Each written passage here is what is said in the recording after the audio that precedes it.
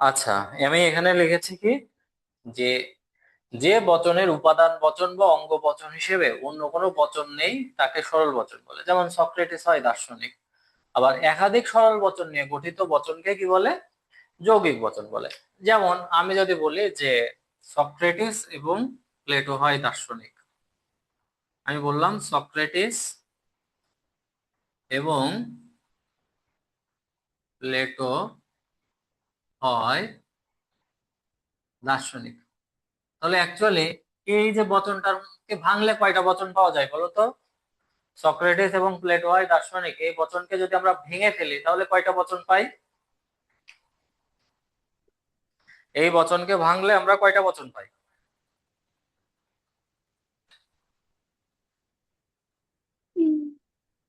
দুইটা স্যার। হুম? দুইটা বচন পাই, একটা হচ্ছে সক্রেটিস হয় দার্শনিক, আর একটা হচ্ছে প্লেটো হয় দার্শনিক।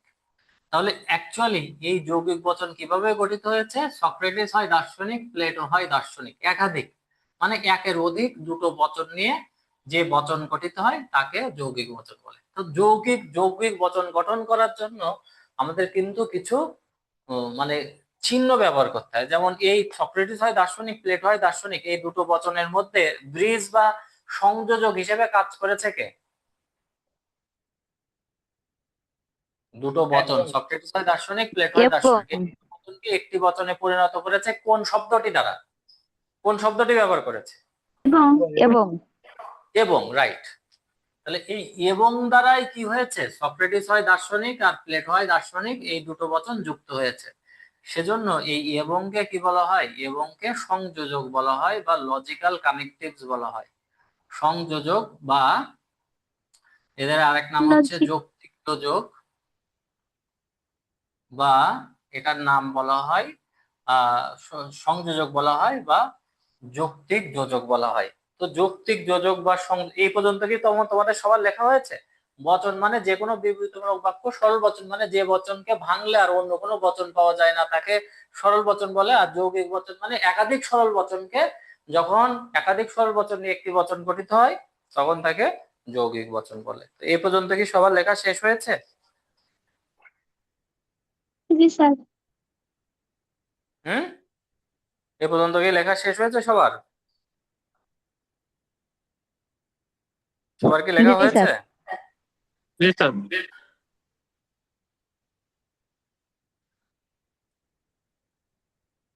সবাই দেখতে পাচ্ছ? সাজ্জাদ দেখতে পাচ্ছ? জি স্যার। ওকে।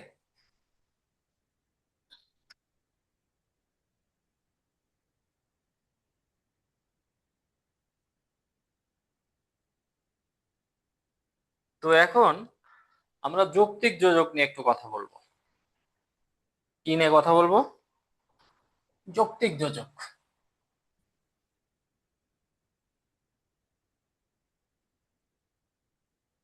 যৌক্তিক যোজক, যেটিকে ইংরেজিতে কি বলা হয়? লজিক্যাল কানেকটিভস বলা হয়। লজিক্যাল কানেকটিভস বলা হয়।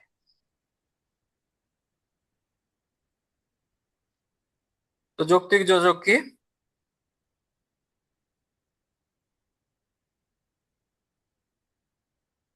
যাদের মাধ্যমে যাদের মাধ্যমে আমার সাথে সাথে লিখবে, সরল বচনগুলো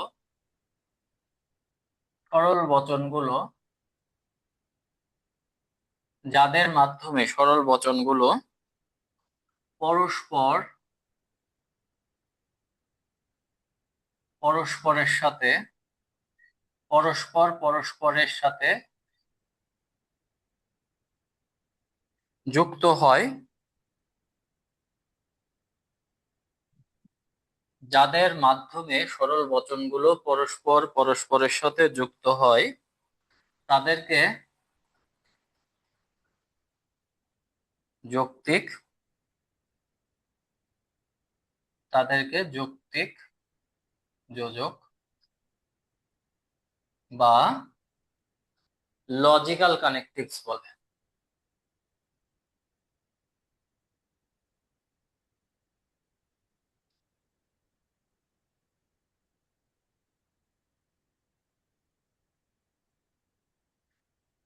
যাদের মাধ্যমে সরল বচনগুলো পরস্পর পরস্পরের সাথে যুক্ত হয় তাদেরকে যৌক্তিক যোজক বা লজিক্যাল কানেকটিভস বলে।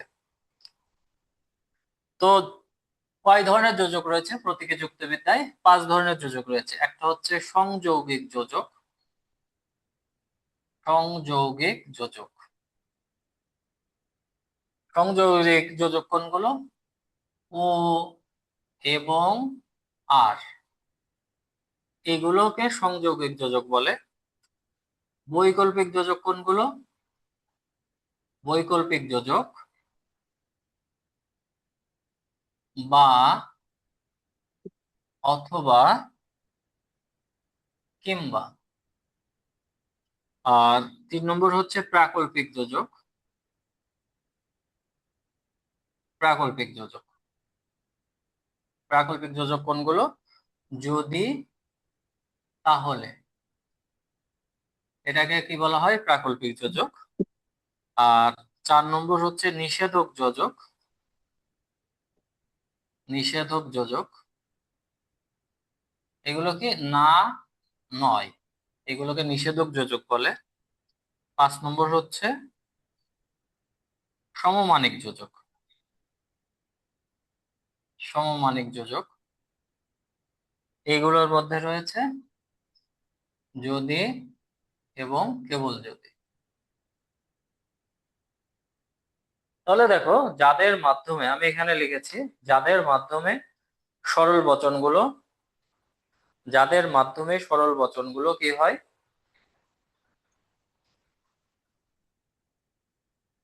যাদের মাধ্যমে সরল বচনগুলো পরস্পর পরস্পরের সাথে যুক্ত হয় তাদেরকে যৌক্তিক যোজক বা লজিক্যাল কানেকটিভস বলে। বাংলা ব্যাকরণে যেমন পদ 5 প্রকার আছে না, বিশেষ্য, বিশেষণ, সর্বনাম, অব্যয়, ক্রিয়া। আর যৌক্তিক যোজকেরও, যৌক্তিক যোজকও কিন্তু কয় প্রকার রয়েছে? যৌক্তিক যোজকও রয়েছে 5 প্রকার। তাহলে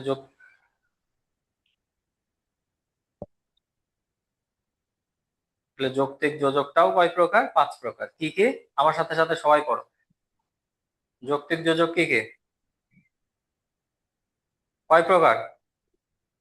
যৌক্তিক যোজক কয় প্রকার বলো? 5 প্রকার। কি কি? 5 প্রকার। কি কি? সংযৌগিক যোজক, সংযৌগিক যোজক, বৈকল্পিক হ্যাঁ, যোজক, প্রাকল্পিক যোজক, নিষেধক যোজক ও সমমানিক যোজক। সমমানিক যোজক। তো সংযৌগিক যোজক কোনগুলো? যেমন ও এবং আর, ও এগুলোকে কি বলা এবং হয়? আর এগুলো সংযৌগিক। বা অথবা সংযোজক যোজক, বা অথবা কিংবা, এটা হচ্ছে বৈকল্পিক যোজক। বৈকল্পিক যোজক, যদি, তাহলে এটা হচ্ছে প্রাকল্পিক যোজক। প্রাকল্পিক যোজক, আর না, নয়, এটাকে কি বলা হয়? নিষেধক যোজক। নিষেধক যোজক, আর যদি এবং কেবল যদির জন্য যে যোজক ব্যবহার করা হয় সেই যোজকের নাম কি? সমমানিক সমমানিক। যোজক। Very good. তাহলে এখন ও এবং আর, এই যে সংযোগিক যোজকের জন্য আমরা ডট চিহ্ন ব্যবহার করি, এটার জন্য আমরা ডট ব্যবহার করি। বা অথবার জন্য আমরা ভেল চিহ্ন ব্যবহার করি। আর যদি তাহলের জন্য আমরা কি চিহ্ন ব্যবহার করি? ইমপ্লাইজ, ইমপ্লাইজ চিহ্ন ব্যবহার করি। আর না, নয়ের জন্য আমরা নেগেশন চিহ্ন ব্যবহার করি। আর যদি এবং কেবল যদির জন্য আমরা ইকুইভ্যালেন্স, বা এটাকে আমরা কি বলি? ইকুইভ্যালেন্স বা সমমানিক যোজক ব্যবহার করি। হ্যাঁ, তাহলে সংযোগ যে হচ্ছে ও এবং আর ডট প্রতীক ব্যবহার করে, বৈকল্পিক যোজক বা অথবা কিংবা, এটার জন্য ভেল। প্রাকল্পিক যোজক, এটার জন্য ইমপ্লাইজ। আর নিষেধক যোজক না, নয়, এটার জন্য আমরা নেগেশন চিহ্ন ব্যবহার করি। যদি এবং কেবল যদির জন্য আমরা ইকুইভ্যালেন্স চিহ্ন ব্যবহার করি। এগুলো কি সবার লেখা হয়েছে? জি স্যার, হয়েছে। আচ্ছা, এগুলো কি সবাই বুঝতে পারছো? এগুলো কি সবাই বুঝতে পারছো? জি স্যার। কারো কি কোথাও সমস্যা আছে? বাস, ওই জিনিসটা আমি বুঝতে পারিনি, তাহলে থাকলে আমাকে বলতে হবে।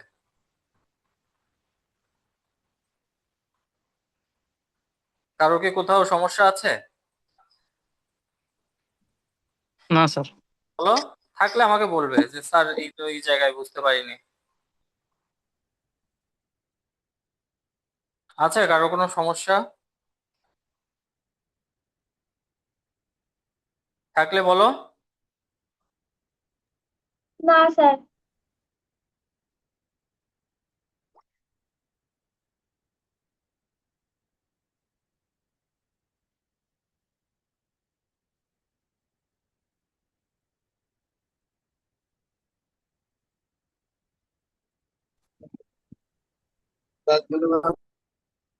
আচ্ছা, কারো যদি সমস্যা না থাকে তাহলে তো ভালো ভালো যে তোমরা সবাই বুঝতে পারছো।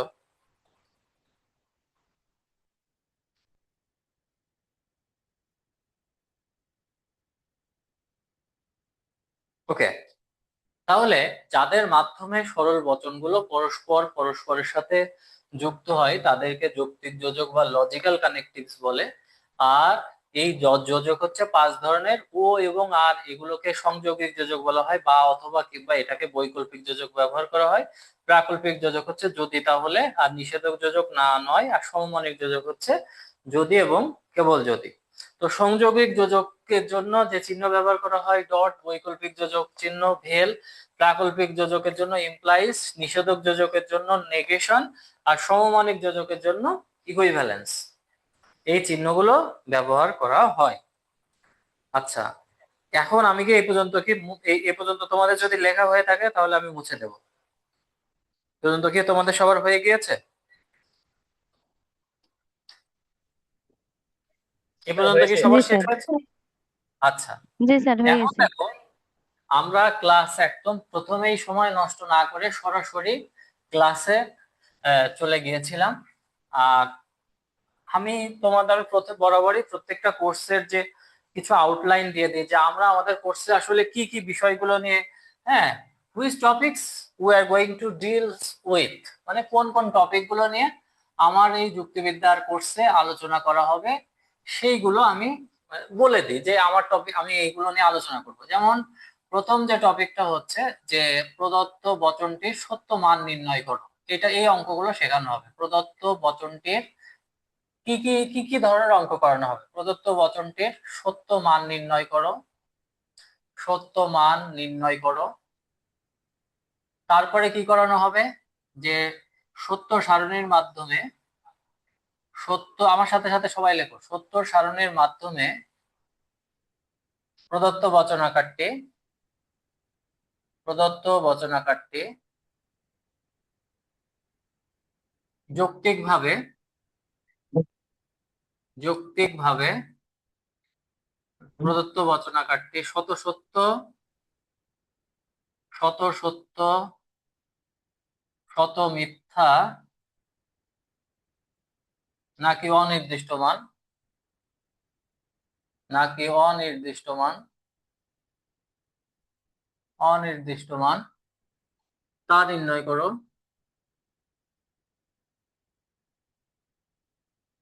তারপরে যে টপিকটা করানো হবে সেটি হচ্ছে সত্য সারণীর মাধ্যমে, সত্য সারণীর মাধ্যমে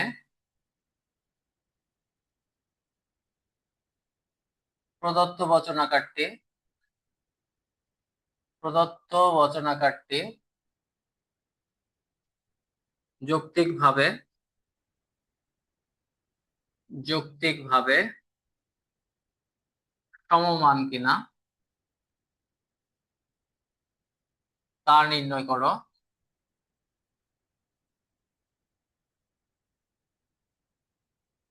তারপরে কি করানো হবে? সংক্ষিপ্ত সত্য সারণীর মাধ্যমে, সত্য সারণীর মাধ্যমে প্রদত্ত ন্যায়াকারটি, প্রদত্ত ন্যায় বা ন্যায়াকারটির বৈধতা পরীক্ষা বা নির্ণয় করো। বৈধতা পরীক্ষা বা নির্ণয় করো। তারপরে করানো হবে সংক্ষিপ্ত সত্য সারণী কৌশলের মাধ্যমে, সংক্ষিপ্ত সত্য সারণী কৌশলের সংক্ষিপ্ত সত্য সারণী কৌশলের মাধ্যমে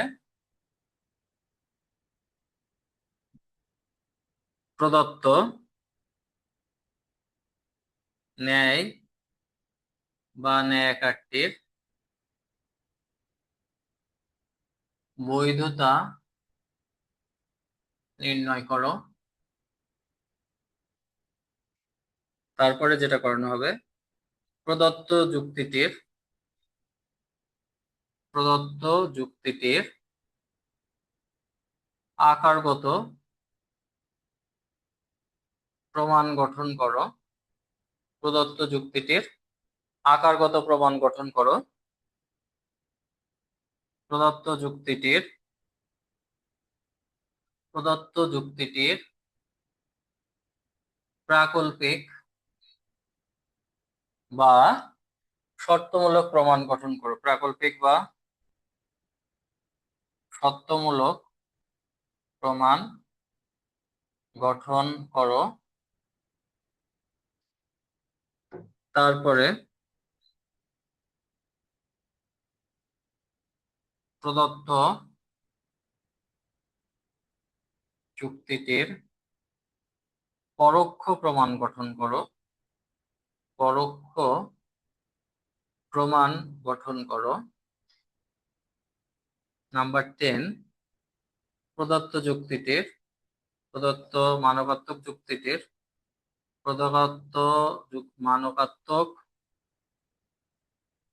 যুক্তিটির আকারগত প্রমাণ গঠন করো।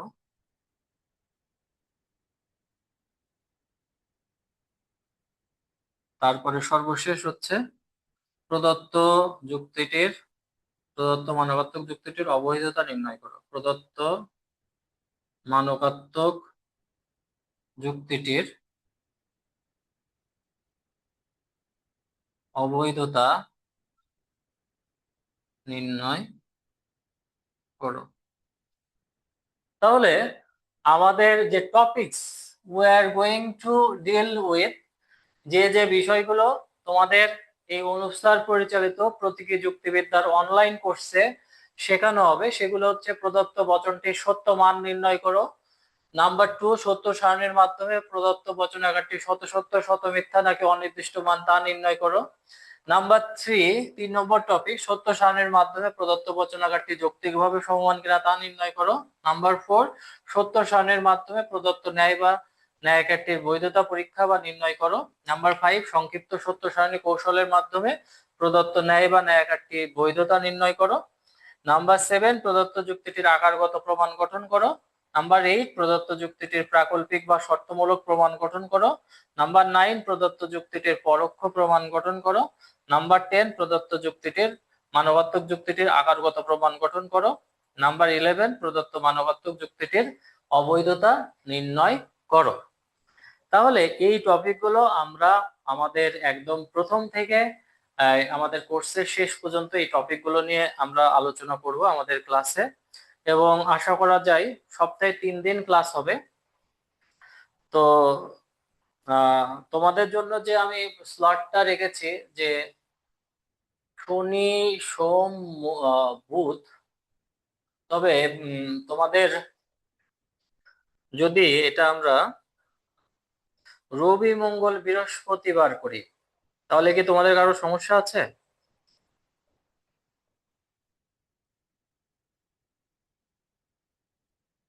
বা একটা কাজ করা যায়, আজকেই থাকুক,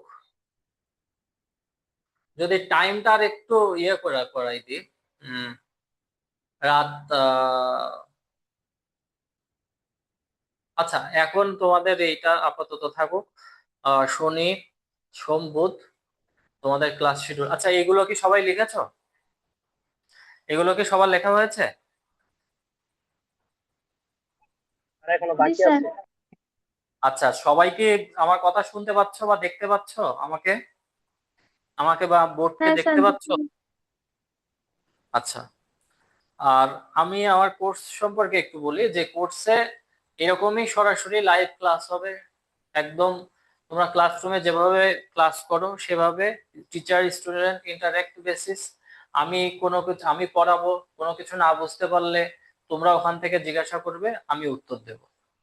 এবং আমার প্রত্যেকটা ক্লাসে আমি সবাইকে বলবো ক্লাসে থাকার জন্য, বাট সামহাও দেখা যাচ্ছে মাসে 2-1 দিন হতেই পারে সমস্যা বলে, মানে কোনো সময় বলে আসে না, কোনো না কোনো একদিন হয়তো যদি অসুবিধা হয়ে যায়, in case emergency situation create হয়। তো আমাদের এই প্রত্যেকটা ক্লাস, এই যে এটা রেকর্ডেড থাকবে গুগল ড্রাইভে, এবং পরবর্তীতে কি হবে, এই রেকর্ড ক্লাসটা আমি আজকের যেমন ক্লাস শেষ হয়ে গেছে, ক্লাস শেষ হয়ে যাওয়ার পরে এই রেকর্ড ক্লাসটা আমি তোমাদের গুগল ড্রাইভ লিংক দেবো। গুগল ড্রাইভ লিংক দিলে তুমি ওখান থেকে আবার ক্লাস ডাউনলোড করে বা গুগল ড্রাইভে সরাসরি এই আজকের ক্লাসটা দেখতে পাবে। আর কারো কি কোনো কিছু জানার আছে বা আমার জন্য কোনো প্রশ্ন আছে, যে স্যার এই বিষয়টা জানতে চাই, বা এই জিনিসটা জানার দরকার ছিল, বা আজকের ক্লাসে কোনো বিষয় তোমরা বুঝতে পারোনি, একটু কঠিন লেগেছে, এমন কি কোনো কিছু আছে?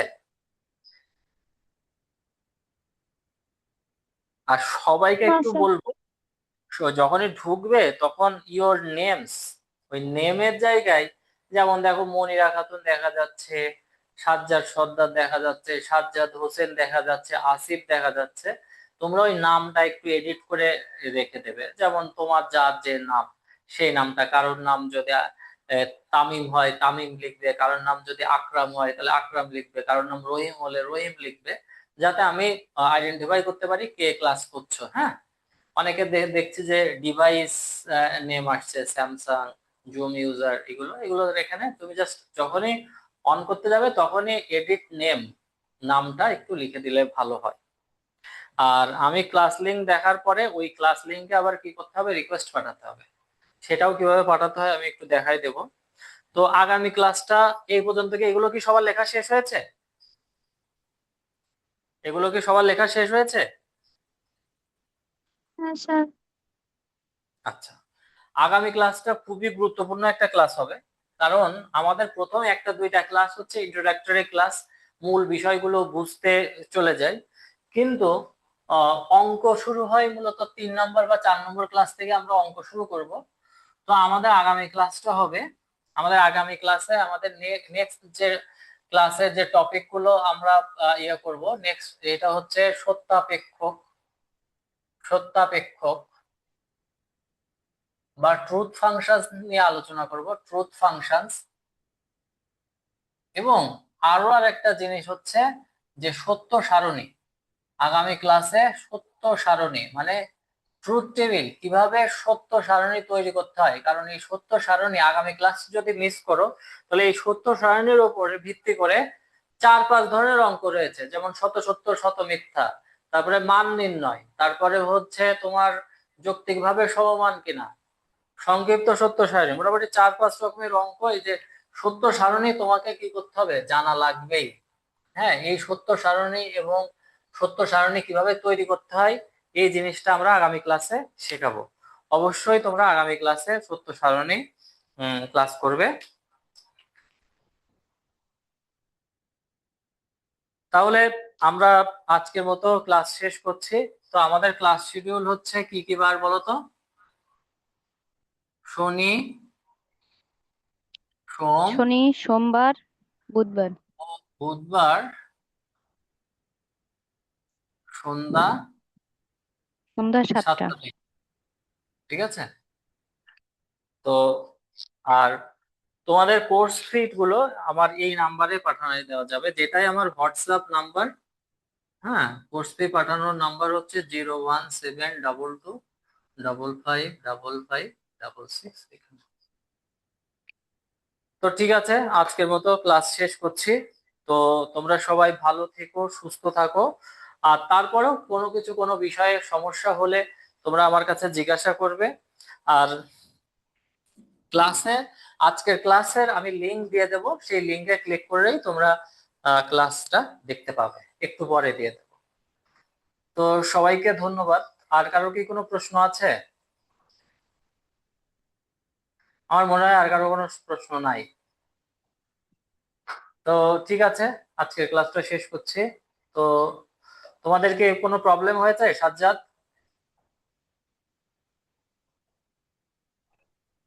না স্যার, বুঝতে পারছি সবগুলো। সাজ্জাদ, স্যার বুঝতে পারছি সবগুলো। ঠিক আছে, সবাইকে ধন্যবাদ। তো আজকের মতো ক্লাস শেষ করছি। শুভরাত্রি সবাই। আসসালামু আসসালামু আলাইকুম। আলাইকুম।